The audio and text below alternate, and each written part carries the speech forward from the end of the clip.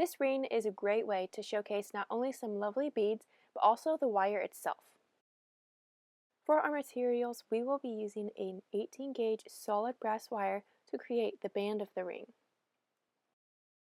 Then we will be using a 22 gauge wire to create that wrapping on the ring. Next, I chose some 4mm seed beads. I'm using a size 8 ring mandrel for the ring today, and then we will also be using a file as well as a ruler. For our pliers, we have the nylon jaw pliers, we also have a pair of wire cutters, and then we will be using some chain nose pliers. To begin, we will straighten out a length of the 18 gauge wire in our nylon jaw pliers. For a size 8 ring, I need about 2.5 inches of wire. We will need to trim it, but it's always better to have a little extra wire than not enough. Holding the wire at the 2.5 inch mark, we can then use our wire cutters and snip it off to length.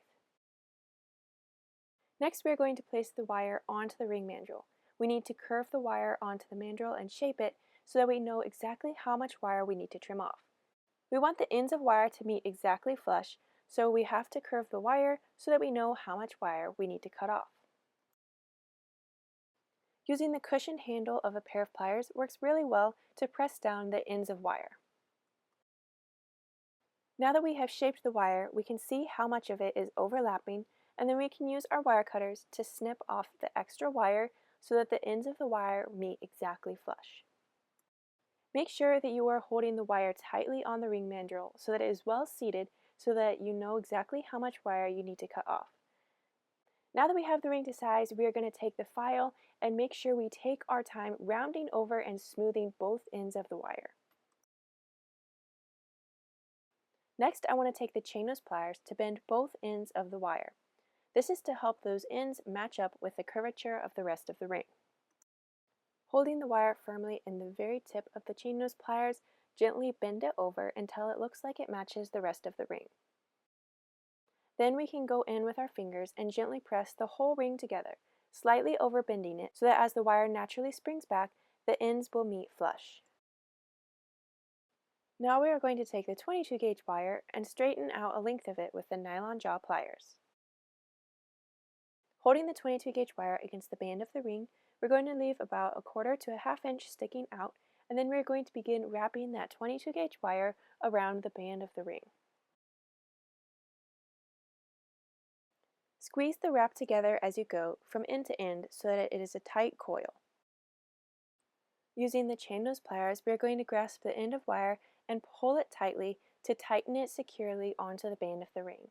Continue wrapping the wire around until it is too stiff to use our fingers, then we can go with the chain nose pliers and finish wrapping it, tightening it down on the band of the ring. You can make these coils as wide or as narrow as you would like. I went around about 3 or 4 times, and I'm going to do that for each coil that I make. Once we are satisfied with the length of the coil, we will then take the wire cutters and clip off the wire.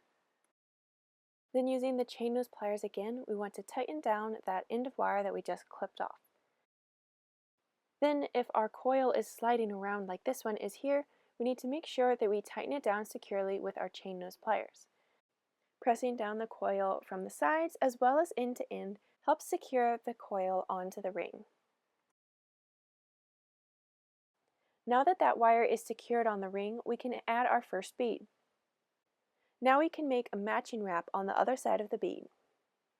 You can either wrap the wire by placing it right next to the bead and wrapping away from the bead, or you can place it on the ring a little bit away from the bead and then wrap the wire down towards the bead.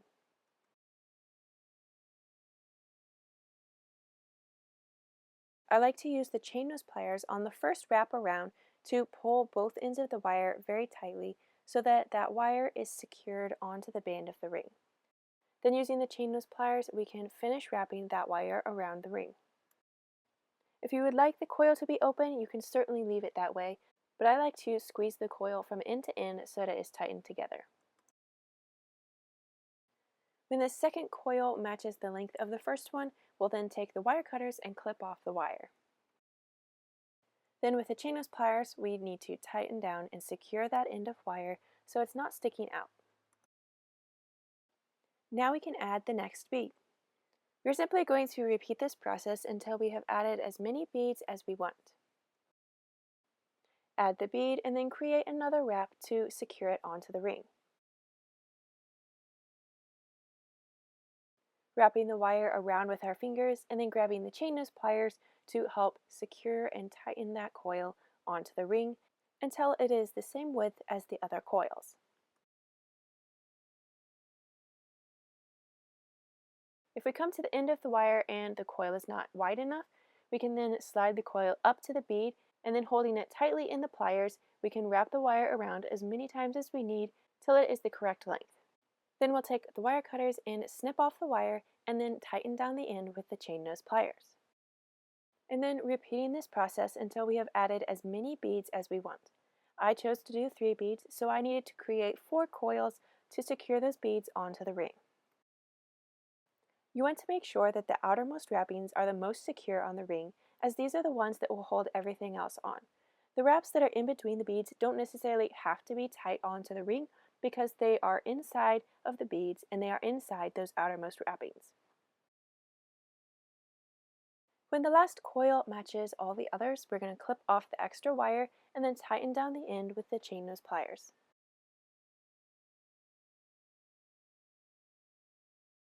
Then using the file, we want to go over both of those wrappings on either end of the ring to make sure that everything is smooth. Once we have finished filing, we can go back with our fingers and check the shape of the ring if necessary. And now you have finished the ring. I hope you enjoyed this video. Thanks so much for watching, and I'll see you next time.